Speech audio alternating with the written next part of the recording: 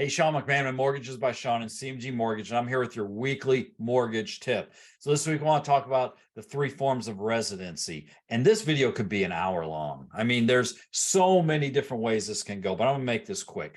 So you have a primary residence, you have a secondary residence, and you have an investment property. Those are the 3 categories. Now, the big differences between these, obviously, is interest rate and down payment. So for primary residence, you have the best interest rates and the lowest down payment, down to 3% down. For investment properties, it's totally different. You're going to have higher rates, depending on your credit score, maybe even 2% higher. It just depends on your credit score. And if you want to pay more points, they're more expensive, a lot more points to get the rates down. And the down payment has to be 20%. There are some 15%, but for the most part, 20%. So that's the major differences between the 3, the definitions of the 3, and pay attention to this because you don't want to get caught up in saying something's a primary when it's really an investment.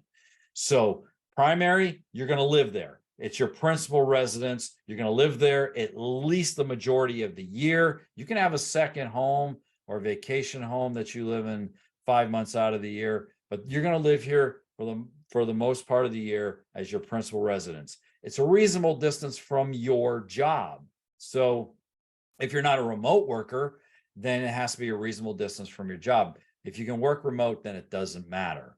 For a second home, you have a vacation home. Has to make sense, has to be a reasonable distance away from your primary, or has to make sense. Like you live in Clearwater, you buy a condo on the beach, it's not that far away, but it makes sense as a getaway.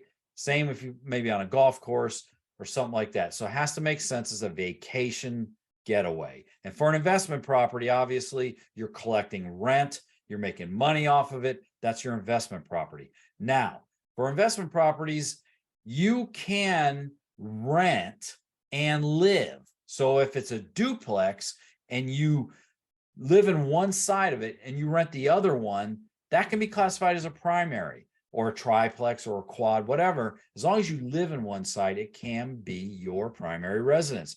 But if you're collecting rent for the most part, it's going to be an investment property, higher rate, higher down payment. Now, you can get in a lot of trouble, either if you're a buyer or even a realtor, if you go along with saying this is my primary and it's really an investment property, that can be classified as fraud. So if you sign a loan application and then you really rent it out and you're saying it's your primary, that can be trouble. The other thing is they do checks after closing too. So they're going to see, did you file homestead? On your tax return, is it listed as your primary? On your voter ID or your driver's license? So just make sure you classify it correctly. Don't try to get over on the lender because we're going to find out and then it becomes fraud.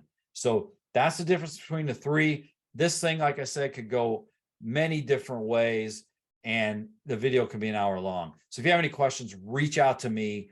Feel free to ask me anything. I can help you and make sure that you're classifying this correctly and you're doing this correctly. I hope you found this enjoyable. And we'll see you Friday on the rate update. Wednesday, the Fed meets. Hopefully everything works out. And on Friday, I'm telling you, rates are better. Have a great week. See you on Friday.